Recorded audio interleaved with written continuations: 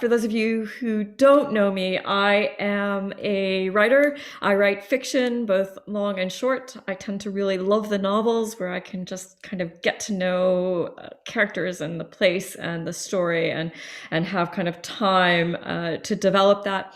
I also, and so my most recent novel, I should say, just in case you don't know, is An Archive of Happiness, published by Penned in the Margins, which I may or may not talk about. I also love and write hybrid and experimental work, which I also would love to be accessible. So not kind of like totally like out there experimental, but kind of a mixture of poetry and memoir. And my most recent one for that is Microbursts, published by Prototype Publishing and done in collaboration with an artist, Amanda Thompson. So we're form and structure is really important to what we do there. At my heart, I'm a poet, and I say that today because we are here to discuss the pleasures of detail and maybe also discuss some of the pitfalls or the possible pitfalls, including what people might think about you when you use detail and what might be said about that. And so you kind of have a sense of where you are and what you're doing. So when I was preparing today, I used to teach a session called The Driving Lyric and the Driving Lyrical, which was very much how I believe detail and description can be used. So I don't have a definition for detail, although it is the specific moments or instances that we do describe within our work. And one of the ways that I think that detail or description gets a bad rap is this idea of overly flowery, of description for no purpose, where it just kind of goes on. But honestly, I was thinking about the people who might be kind of said that they do this and that we might think, oh, roll your eyes or whatever. But like John Steinbeck and Virginia Woolf and Angela Carter. And I thought, that's not so bad, is it? It's definitely like they do the thing. I think John Steinbeck's very long kind of introductions to his chapters that are often very detailed and descriptive, but what do they do? What do they do for character and place? And what do they do for the story? And what would they be like if they were not there? So I think people who use detail and description, as I said, they could be possibly considered, or the writing at times could be considered self-indulgent or kind of like lacking editorial. So one of the things I wanted to do in this workshop or seminar is to discuss a little bit about that, how we can approach the creation of detail, what I would call original detail, detail in context, and detail in relation. So one of the worries about detail, and I think that we maybe get stuck in when we write, is that we almost view it as fact or information, something that once we have it, we contain it. We describe it, it's there, it's on the page, and even if the writing's beautiful, I sometimes feel as if when I read description that isn't necessarily needed, it's not working enough. It's kind of, it sits on the page and is itself something that can be well written and beautiful and possible, but doesn't actually do enough for the text. So when I am thinking about detail, I am definitely thinking about detail which does a lot of work, which could only be specific to the text that you are writing. I'm very, in my head, when I write a lot, I have in my head a phrase by Lynn Haginian, which is knowledge and context. And when I was thinking about detail, that's how I'm thinking about detail as well. Detail and context. So that when you are assessing whether or not to keep something in, you're thinking about the very specific context in which you're doing it. So I always stutter a little bit when I start workshops and seminars because I've got so much going on in my head and so much that I'm trying to kind of think, and I want to give you a sense of what I'm thinking about, and want to make sure that also I'm setting up the kind of the frames as well. So today we're going to be talking about kind of it's split into two parts, if that's useful in terms of thinking about detail. And the first is kind of that process of creation, that kind of first kind of imaginative, that process of getting things on the page, of building the scenes, of figuring out which details that you want to explore, figuring out how to make them complex, thinking about how to find the language for them. And the second half that I want to talk a little bit about is talking a little bit about the process of editorial, the process of deciding how they work and why they might not work, and asking questions of your own text. So always when I teach seminars and workshops, because I always want to do this, because I know I'm assuming you're all writers, and I'm assuming that you are working across all forms and that your stories are diverse as you are. So it would be impossible for me to be, this is the way that you write detail here. So I'm trying to be general, but also be useful for you specifically.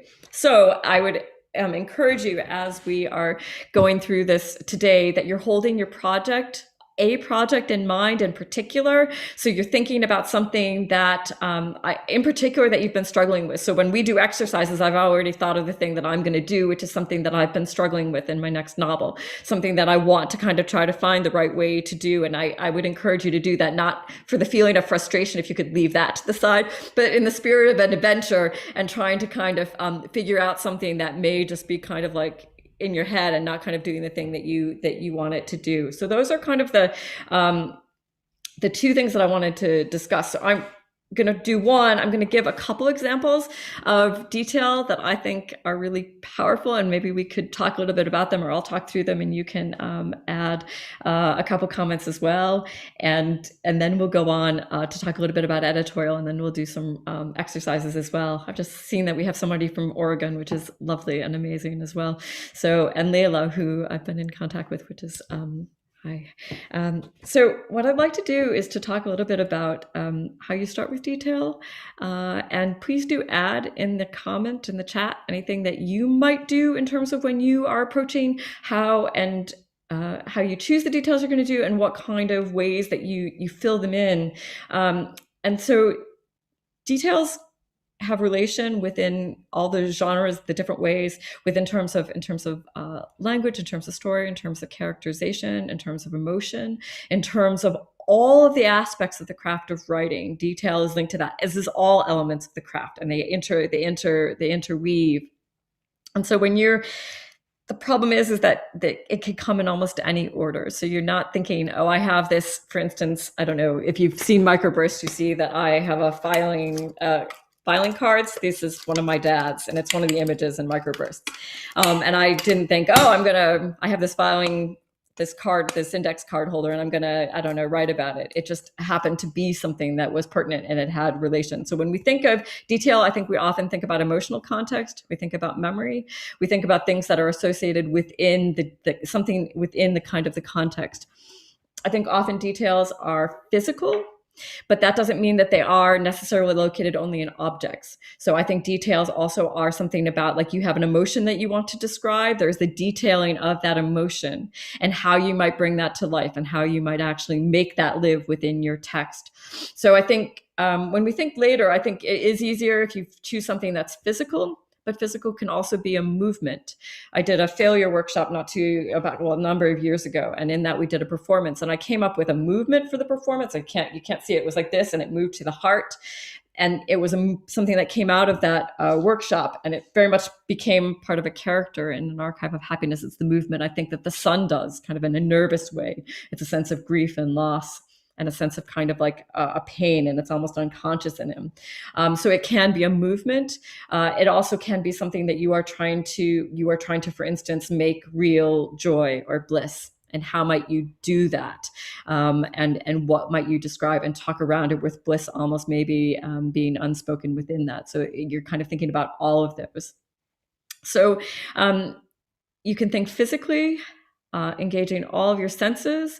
So thinking about what something looks like, what it looks like from other angles or for angles you don't expect.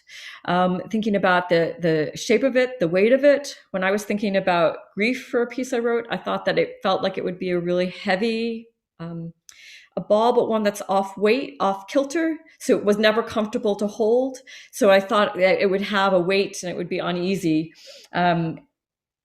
And so you can kind of think about that. So think about all of the senses. We tend to be sight-based. You all know this, I'm sure. So it is to think about also the sound around it.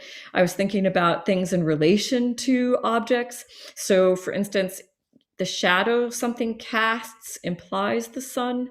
You can't describe the sun, but also the way that the object is and the things that you describe around it will kind of also show the context and the atmosphere around it as well. So You write the details. I know a lot of these are imagined objects, which are just amazing. So I don't know. I've been reading Becky Chambers through lockdown again. She wrote A Long Way to a Small Angry Planet, and I'm just reading the fifth book, which is the little novella. And I just think that's amazing what she can do in terms of creating that world, although they're lovely and they're scientifically based, if conjectured forward. And she does a great job of kind of thinking through the whole way that they might work and the iteration and what it would be like to be in the character experiencing those elements that she's making up. So I think you can imagine details as clearly as you can in something that you can hold and something that you can do that. I would love you to be casting around either in your mind or around your room for something that you will want to write about later. So when I kind of spring it on you in about 20 minutes, you don't think I have no idea. So be thinking about something, an object or an idea or something that you'll want to be writing around. You will not need to read it out. There's not space for that with as many people as are here. It will be for you kind of thinking through that process. So I've already kind of mentioned this a little bit. So when you have an object, think about all the details from all those perspectives. You also want to think about the emotions that it holds. What are those? And they can be complicated, and you may think, oh, they're happy, but what kind of happy? That kind of happiness has all those elements. So do you think about it like a summer's day, or do you think about it, I'm just going to go with the feeling of today is something that's cozy and wintry. I have a winter wrap on in my house today. That's the kind of day it is. You get that different kinds of sense that might go with that. And you think about, is it in relation to somebody? So I showed you the index card holder, which kind of has something to do with my dad. And I just happen to be someplace where I also have this is like a Tootsie Roll. I don't know. It's such an American thing. I'm originally from the States. I've had this since I was 4. It's filled with different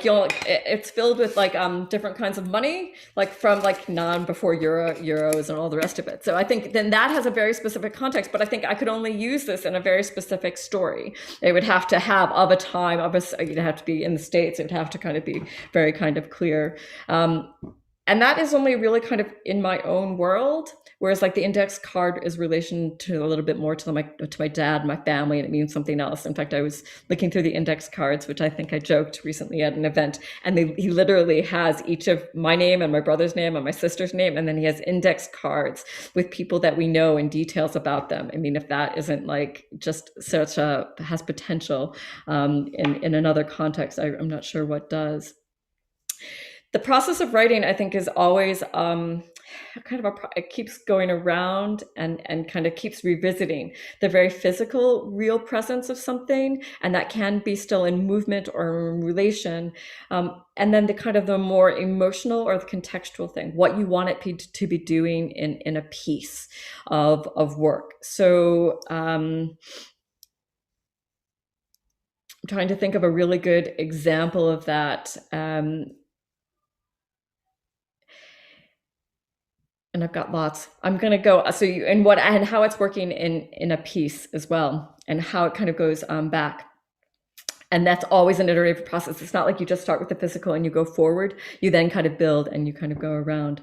And then I want you to think about a little bit about why something is important in the process, in the story that you're writing. So when you're creating detail, really easy. Cast as widely as possible. So when you have something and you're thinking about it, really go imaginative. Think about all the contexts in which it could exist, whether or not they're kind of realistic and grounded, or whether or not they're completely out there. And don't edit, I think, in this original process, especially if you're getting stuck on something. If something is kind of I know this has to do this in the story, but it's coming across as something that's stayed and isn't in movement enough, I think definitely think about it in as many contexts as possible. One of the examples I often use is I did a workshop and asked people for 5 different places, and one of the places that they said was the boxing ring. And then I put one of my characters in the boxing ring, and it became basically a playground. And the boxing ring offered up a lot of kind of insights into bullying and other things, but I could describe the schoolyard like a boxing ring. That gave me a lot of kind of potentiality with that description. As much as possible, you want to be specific with your description. So even We often think that the more specific we are, maybe the more we might outcast the readers, but usually it's in the opposite. The more you can bring something to life, the more that people will understand and make connections to other things that they're doing. So there's kind of, again, that balance between being very specific and also using the idea of a template where people can read into the object that you're writing about, and you can kind of make a distinction always between that. I often say use original detail. And what I mean by that is use something as much as possible that is as fresh as possible, as much as it can be yours in that specific context. But that's such a pressure because there's also something beautiful and really powerfully effective about original everyday details. So something that we all know, a toothbrush, a mug, things that we all are really familiar with, the way, I don't know, a piece of clothing feels on you when you walk. That's kind of a detail that can kind of bring it to life. And it is every day. So it doesn't have to be wild or weird or strange. It can be something just noticed, something that you give attention to and you allow the reader to have attention to as well. As I said, use all the senses. Another aspect that I think is really important is language. So I don't know if you have ever, for instance, done any language play around anything you've been struggling with, but quite literally think about as many kind of different contexts, as many different kind of words for something as you possibly can. Think about the relationships of words, the sounds of them. So you could do sound play, you could do relational play, as much as possible to bring things to life. And I think I am going to share my screen just at the moment because the first,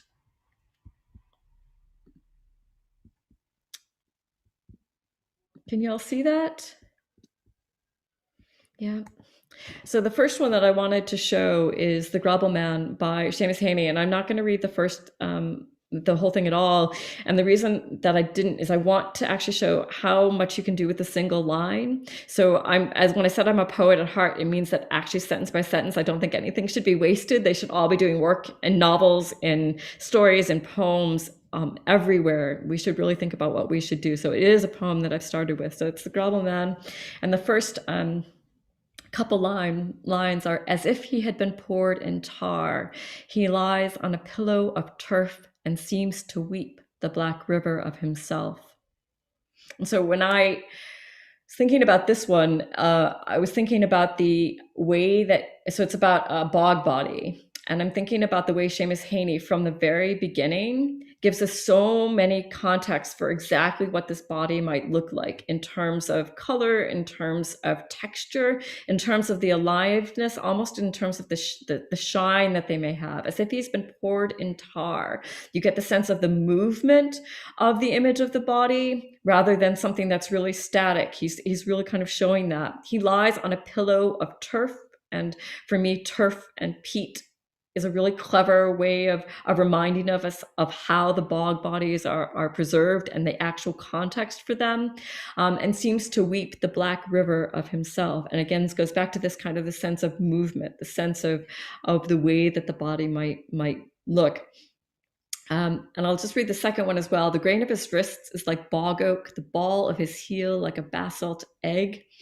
And again, you've got this kind of movement between what is the humanness to something that has then been preserved. So things like the use of grain, again, the reminding of something that's been preserved with bog oak.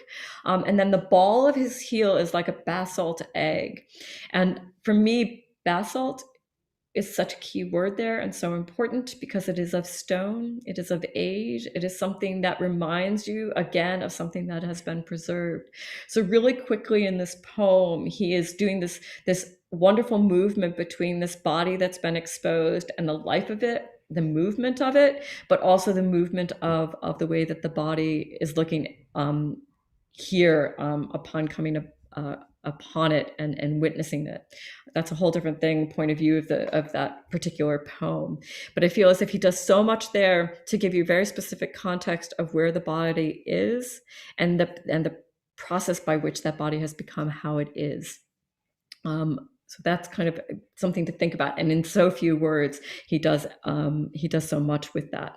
So there's something that muscular in that writing, and that is something that a woman named Francine Blau du Plessis talks a little bit about. She talks about creating a pact of trust with your reader, but also thinking about muscle, so that your language really works and is working really hard. And we can talk a little bit about that. When I say that, I always think about a text in which everything is moving, a text that's in movement, and everything is working together, and it's like it's breathing. And when it's not quite at work, it's more like it's a jigsaw puzzle that's missing a lot of pieces, and it's very static. And it's kind of like when it comes together, that's when the kind of the mechanism of the whole thing can work. And it becomes something that's living and breathing and moving forward, and everything's interrelational.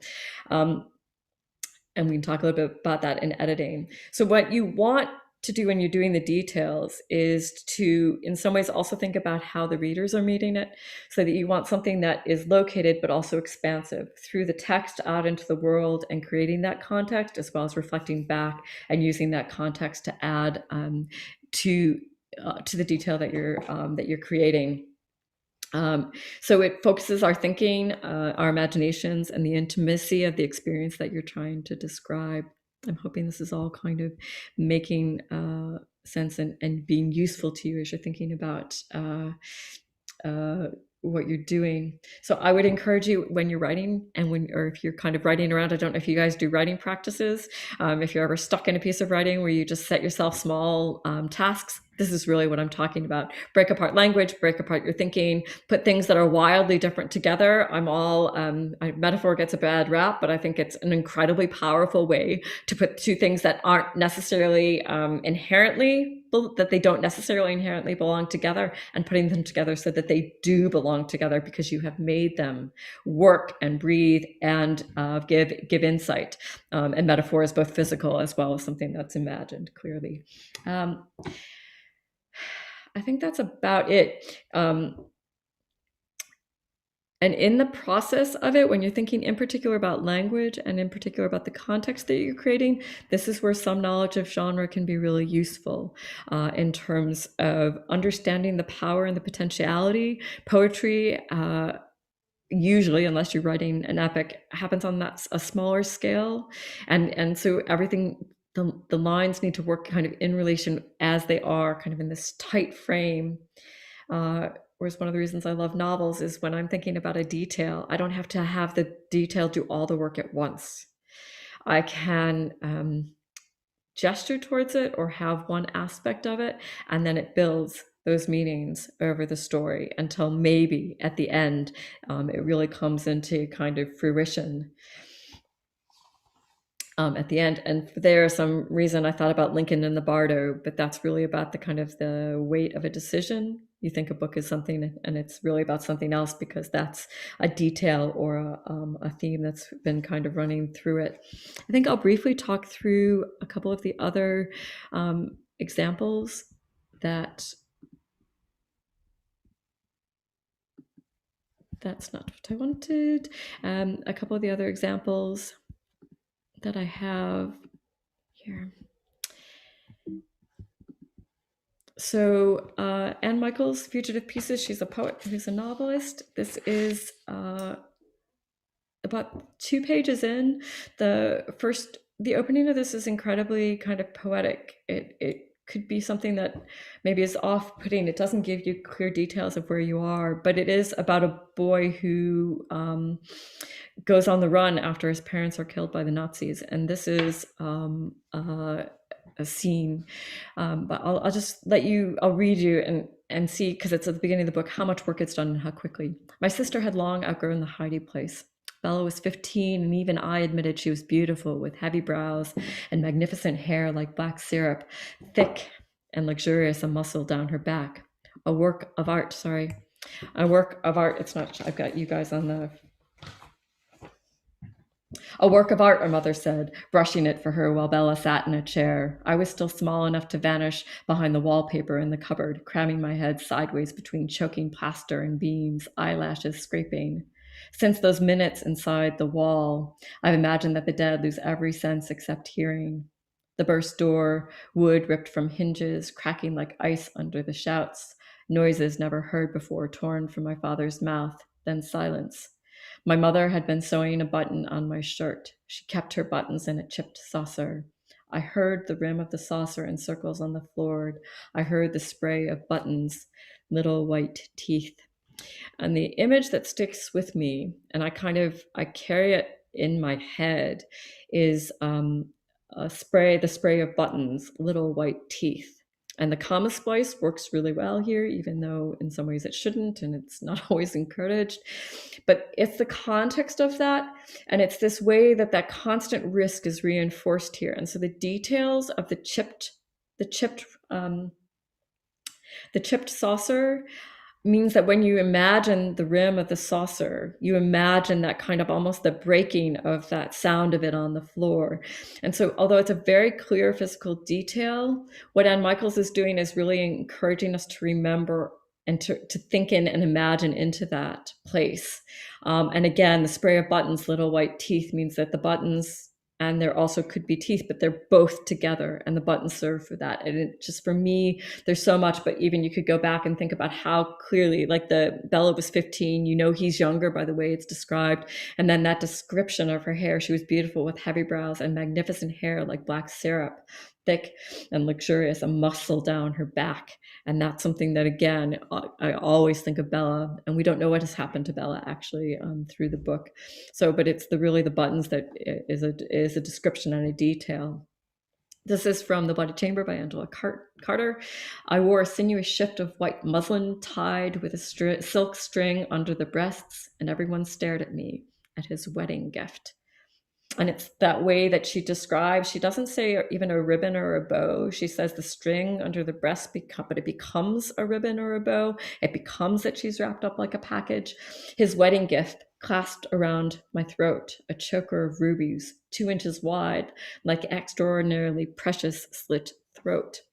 So what I'm fascinated by with Angela Carter is the very kind of clear detail of the white with the silk string under the breasts and the wrapping like a gift, and then moving on to the wedding gift and the choker.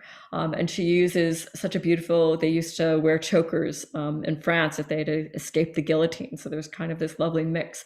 But also within this, Angela Carter uses, which is another kind of way to give context, is this story is based on Bluebeard's eggs. So it has this context and a little bit of Marquis de Sade. And the combination of those two also gives a lot of kind of weight and tension to the descriptions. I'm not going to read this. No, I'm not. But Cormac McCarthy is problematic in so many ways, but just the language that he can use. And this is from All the Pretty Horses, and it's a single sentence, and it just is of the horses and of breath and of movement in a way that is extraordinary. It's just incredible. And I wanted to do something that's a little bit kind of simpler. This is from Jasmine Ward Singh and Buried Singh. It's just in the middle of the first paragraph. I follow Pop out the house, try to keep my back straight, my shoulders even as a hanger. That's how Pop walks. And how just quickly relation. I follow Pop out of the house, trying to keep my back straight, my shoulders even as a hanger. That's how Pop walks. And it's just that image of even as a hanger, but then also this relational that she sets up so very quickly within that story with a single kind of detail. And then I am thinking about this boy throughout the story, how he walks, how he is both performing that walk and being that walk and attempting to become something that Pop can kind of believe that he's worthy. And I think that's all I've got. So just to give you some specific examples of ways that I think some things are working. I was also thinking about some of my favorite openings, and it's a new elevator, freshly pressed to the rails, and it's not meant to fall this fast, as the opening of Colson Whitehead's The Intuitionists. And again, such a simple description. It's a new elevator, freshly pressed to the rails, and it isn't meant to fall this fast. It's great, or isn't built to fall this fast, I think. So I'm talking about daring, talking about kind of creating details that are located in context. Is there anything that I'm missing? You could definitely put it in the chat, like any ways that you think about details when you're writing, in particular when you're writing into something, any habits that you have. interestingly, you could do things which isn't really within the scope of this seminar, but you could do things like an imagination board. You could really kind of gather everything. When I wrote Fremont, I had huge kind of things for each of the characters, things related to the states where they were, state birds, state flowers, but just kind of details of place maps and all those kind of things, which can also really help with the details as well. How do they walk? Sit. So how do characters walk to how do they sit? Definitely the movement, the way that they kind of, the presence of that.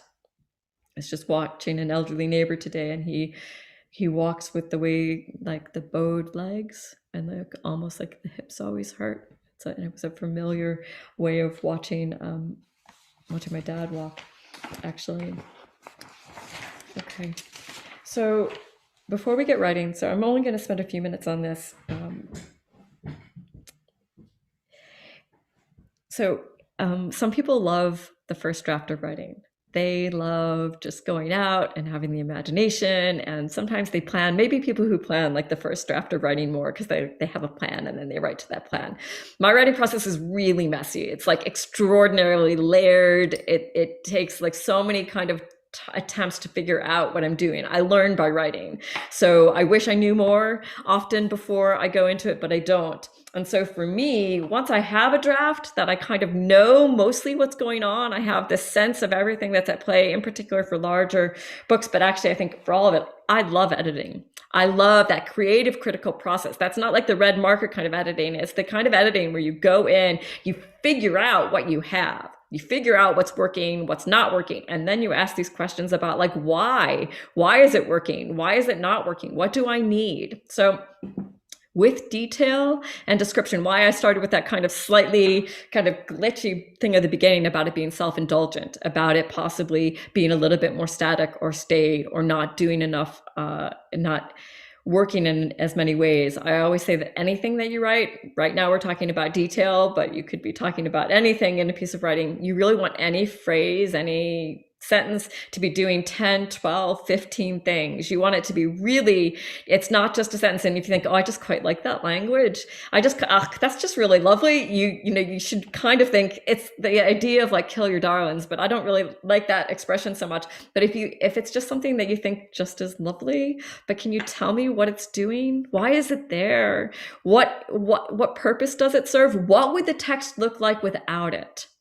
Or if it's in relation to things in a paragraph that are saying similar things, what are the descriptions or the details that have the most presence, the most possibility, the most heat? What are the things that set things alive? What are the ones that have the emotional context? Basalt. He could have said a smooth egg. He could have said a black egg. He could have said almost all, but basalt has this context in terms of sound, in terms of the poetry, which we won't go into, but also in terms of the meaning. It did so much work for him. And so that's one of the reasons that in Bog Oak, for the similar kind of reasons, it's doing a lot of work in context where you could write paragraphs or sentences or whatever on it. So in editorial, that's what I'm always thinking about. When I'm going back and I have these details, I think, why is that there? What is it doing? And if I'm writing a novel, I'm thinking, what is it doing now? Is it something that I'm going to build on later? If it's in relation to something in the sentence, in the paragraph, I think about how they move from one to the other and that kind of that pace and that momentum and how they build. And if anything works, if there's also dissonance with there as well. So what work is it doing? How does it connect to other details? And those may be details that are immediate or something that's later as well. So sometimes you'll get in pieces like this repetition, and you don't necessarily need the repetition. We've already had one element of it. You can just come back and give us a second element. You could have, for instance, have an apple. And if you want it to reference Adam and Eve, you can have it be a red apple. But if you want it to be something else, you can reference its color later on if that's pertinent. You don't have to do everything all at once, in particular in prose, but each should stand on its own as well. So, is it essential here? Why is it essential here? That why is really important. You need to be able to answer that question. Why have I put it there? What is going on here? So for Archive of Happiness, it's got this kind of, it's actually quite a concise book, but it has a slow start. You're not sure exactly why you're with this family. It's really intentional. It's supposed to be just one day. It's supposed to be an everyday, nothing much happening. And so when I was thinking about like the opening chapter and why I start where I do with like a mild storm with the tree and that kind of interaction. And I was thinking, if I go back through all of them, why do I need why do I need the paint and who's stirring and that, and what does that express? So you're really going through the whole thing and saying, why is it essential? And if it doesn't immediately seem essential, why might it really matter later on? And so a lot of the things that you build, in particular at the beginning, and the beginnings are a whole other kind of thing, the possibilities that they open up and how do they kind of go through the whole thing. How does it contribute to the fullness of the character, of the story, of the tension and of the momentum? How is it written? So I wanted to show you those ones because I don't mean that I mean that conciseness can really work. So it doesn't have to be fancy. It doesn't have to be complicated. It needs to be the right language, the right words in the right order for it to really kind of drive forward. It can create pace, panic, fear, tension, breath, silence. That's what details do. And details can be related to, for instance, the way you shape your paragraphs, the way you do other things that can kind of also add to that. But it is definitely to understand. So why I used to call it the driving lyric is because it's to remember that it's always in movement, in momentum, in relation. It's active. And if you find yourself just writing details like blah, blah, blah, blah, blah, they need to know this. They need to know this detail, then you're probably, that's like a little trigger in your head to be like, okay, I need to do a little bit more work. It's convenient for me as author to kind of like information drop or to give those details. Like there's a knife that's used in the murder later on. I need to put the knife in the scene, but you really haven't kind of considered the knife. You don't really care about the knife. So you just kind of like loosely put it there. Whereas if you can kind of place it well, and almost people don't actually pay much attention to it. I always think of, if you don't pay much attention to it, there are two things that I'm thinking about. Annie Proulx did like a week's research on a knife that she then wrote a sentence about in Accordion Crimes, which I think is amazing and very Annie Proulx kind of likening.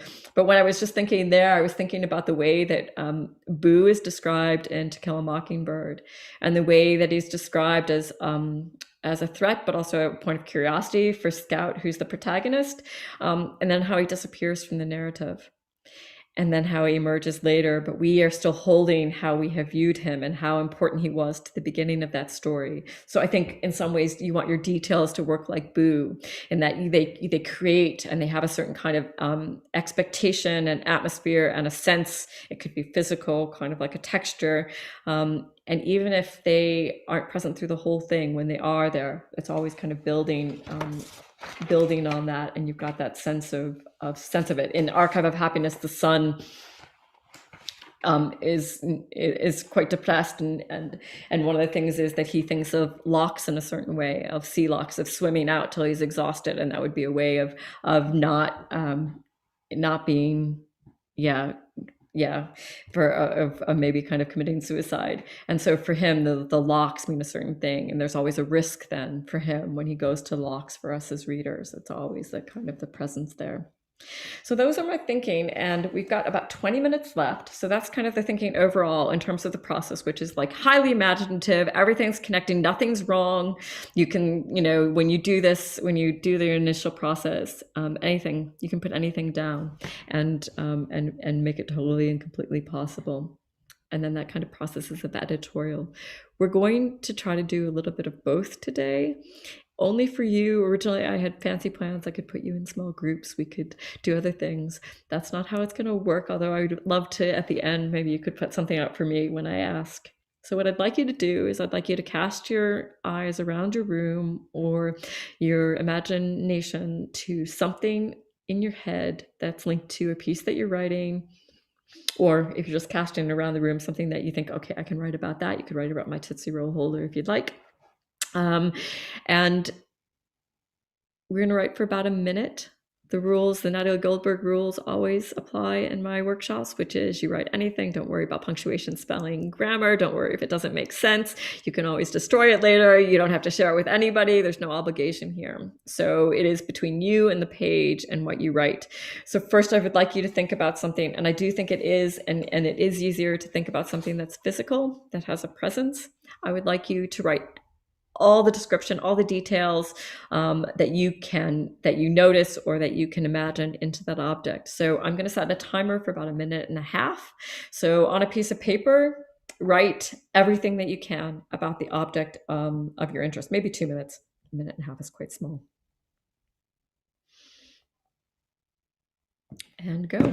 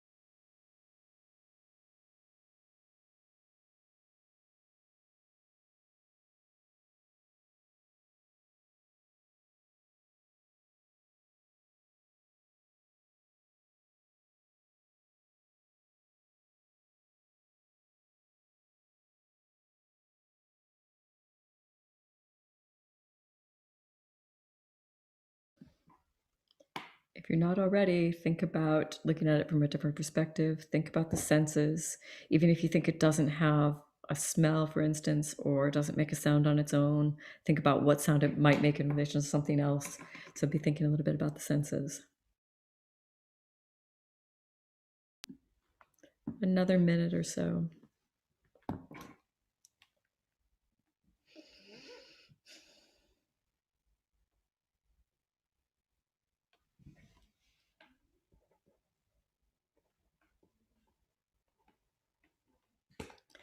Actually, you can kind of keep writing if you'd like. Now I'd like you really to think about it in context. Think about it in context of the room or the place that it exists in, or in relation to characters that you might be considering. So anything that it's, again, I'm trying to be as open to everybody's kind of text as possible. So other images that you have, other objects, or the room, the weather, the time, characters, the emotions that are present. So do try to think about it in an active and charged space, so that it is something that lives in relation to other things, and then describe those relations. Another couple minutes.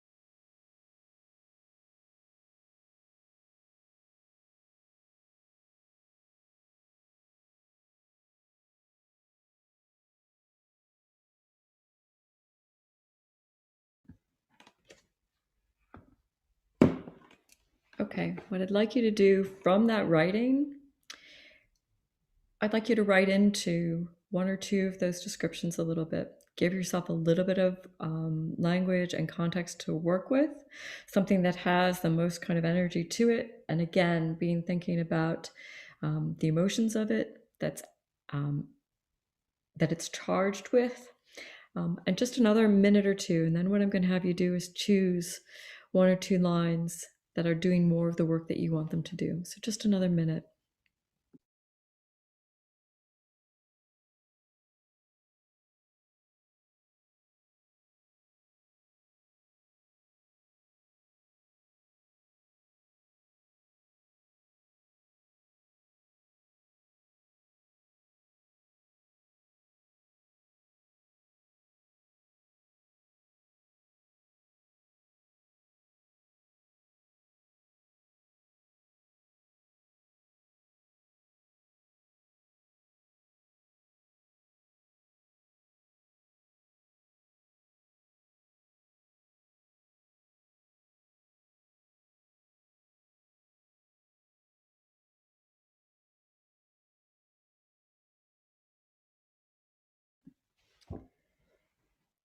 What I'd love you to do is then look through what you've written and create a single sentence or phrase that, for you, in the context that you're thinking about, brings that detail to life in the best possible way. It could be an impossibility. You could be writing around it and not have the actual language. That's totally fine.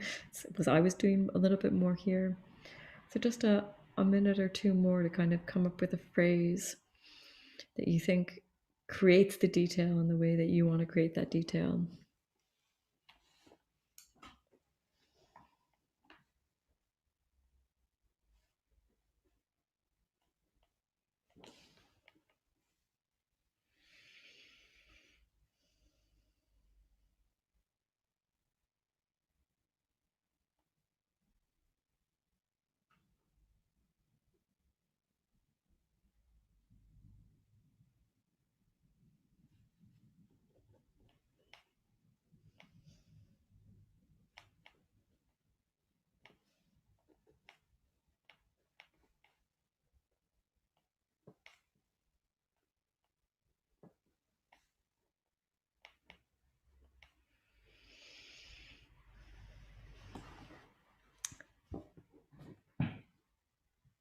So if you are done, and if you feel like you want to, I would be really happy to see some of those in the chat.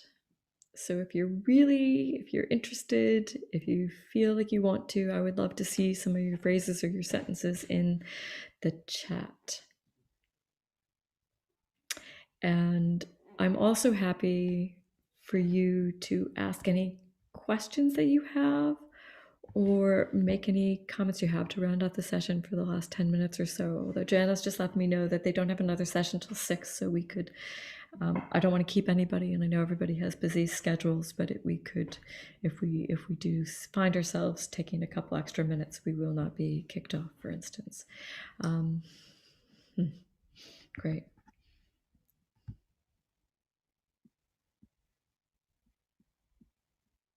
Nice. I love it. The kind of the tar, the oily shine, the unpredictability of weight. That's really interesting. Red volleyball is bopping across the tree by tether fence post. That's lovely.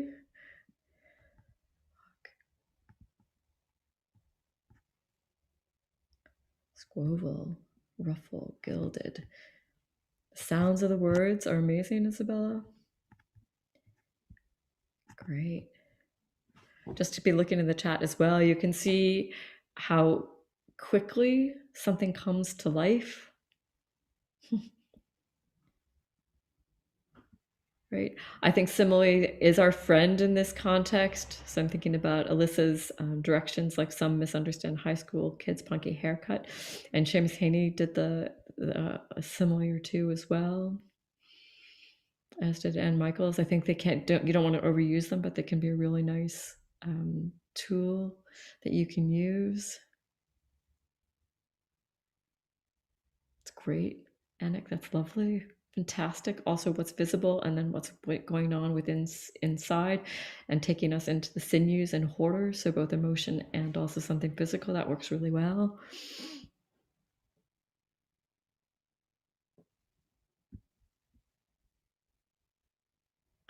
Nice, Mari. Very simple, very clear.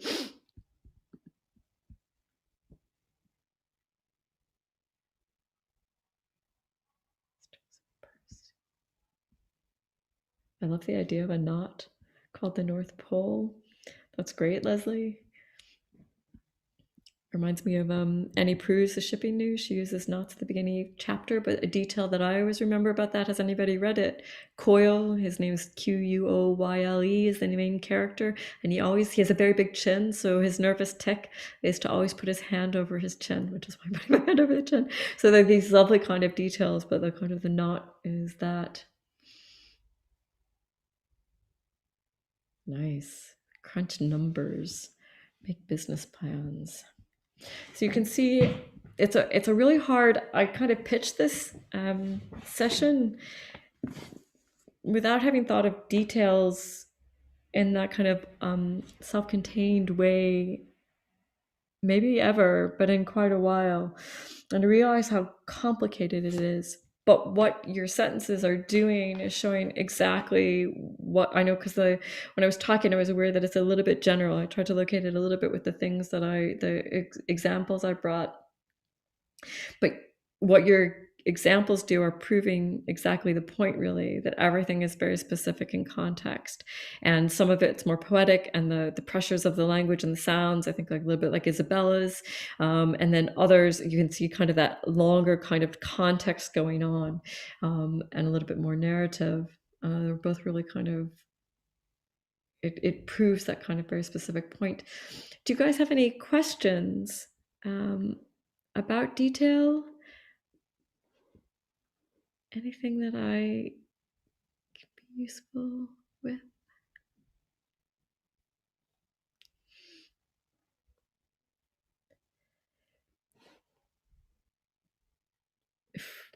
Okay. For me, one of the ways that I think the details are working is it's usually the lines or the specifics about a text that I remember. So if you think about texts that are really important to you, you'll often be thinking about the ways that they've described things, the way that they have used original detail and context, the way that it brings the story to life, the way that you will be thinking about a character, even if it isn't the main character trait. That often is about that kind of very specific detail and how it lives in you as a reader.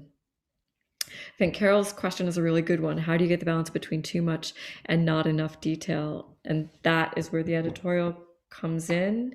And I think less is more usually in terms of detail. And one of the ways that I was trying to get us to think about that is, what is the work that it's doing? Is it functioning, 5 or 10 or 15 different ways? Is it functioning for character and for plot and for story? Is it functioning on multiple emotional levels? It is something that builds. If it is actually just a kind of a detail that kind of just describes one aspect of a scenery that you're only seeing for 5 minutes, the question is whether or not you need that detail. No matter how well written it is it extra or extra to the text? And you'll know this as writers, you may have scenes or descriptions or details that are really well written, that you love, that may even be important to your consideration of a character, but when you come to edit the whole piece, they're not needed. They're extraneous. They may have been really useful to you in the creation of the character or the story, but increasingly you've embedded some of the energy or the possibilities of them, the emotions of them, or the details about the color or about the landscape or about the way that somebody might move through a landscape or a place or a context. And you've done that work elsewhere. And so maybe even the description that gave birth to it, or that you might even love the most, may no longer be needed. So part of that is really kind of being able to look at your own work and figuring out what is in excess in the final draft of what's needed, what has been useful in process, and what is needed for the final, what you can save and use later in another piece, can also be really, really useful for that as well.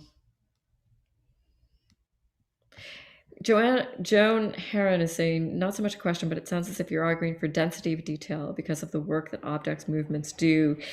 And I think that a lot of my writing does that, would be something that I would think that is quite intense prose, that does a lot of work on the more poetic end of the scale. But I think that's why I read the Jesmyn Ward, although she is really detail driven, because I wanted to show something that's really simple. So you can have really clean prose style that is still very kind of descriptive. I guess classically Hemingway would be kind of an example of that. The opening of Old Man and the Sea is really good detail, a kind of example of that. You don't have to have excessive or condensed detail, just the right detail. And often I think we'll write a draft and we'll have a paragraph of 4 or 5 sentences, and really when we look at it, it really should just be a single sentence. And it can be a mixture of those sentences. You could already, it's usually not the first sentence you've written, it's usually the third or the fourth, could be the one that's doing the work that needs to be done. But sometimes it can be a combination of those. And you think back and you think, actually, what I need is this sense of movement. And that word is doing that, but I need this context. And so you kind of combine that. And I think that's part of the editorial process. But I do think that I would argue against an excessive detail. But that doesn't mean that you can't have an excess of emotion. I'm thinking of like Anne Carson here. And also, one of the things I wanted to say when I think about detail, it's easy to think about it physically and realistically, but detail isn't always that. So when I think about Anne Carson and I think about the details she chooses and the things that she draws attentions to, there are often a lot of space for consideration, and she doesn't kind of shut it down. So I think that's, again, it's something that's in movement. I could give you examples, but but it would be too complicated and it wouldn't make sense to everybody. I would need to. I don't have it up. I'm thinking about how she uses catastrophe, or Joan of Arc in an essay she has, which is Variations on the Right to Remain Silent. Great. That's great. I love that, the smells and the way that the secrets are part of that as well. Jewel in the Crown, I don't know who's written that, has way too much detail. Definitely if it sidetracks. And a question would be asked is whether or not the opposite of detail is kind of abstraction or kind of too much telling. And there is always that balance too, how kind of something can actually, that the balance of those two can work really well together. You don't want to kind of overly describe everything. It becomes too onerous. Great. Well, it was just an hour on a holiday Monday. And definitely like an initial thinking through about detail. The writing that you've come up with hopefully that was enjoyable and useful to you. Some of the phrases are wonderful, have really kind of brought a lot to the surface, and kind of connected a lot of things, which is what you want it to do. Yeah, let me know if you need anything else. Thank you so much for coming. I'm really honored that you spent an hour of your day here. Hopefully, yeah, good luck with your writing. Enjoy it. There's such pleasure in writing the details. So even if it doesn't end up in the final piece, enjoy the process of, I don't know, delving in and connecting things and creating things.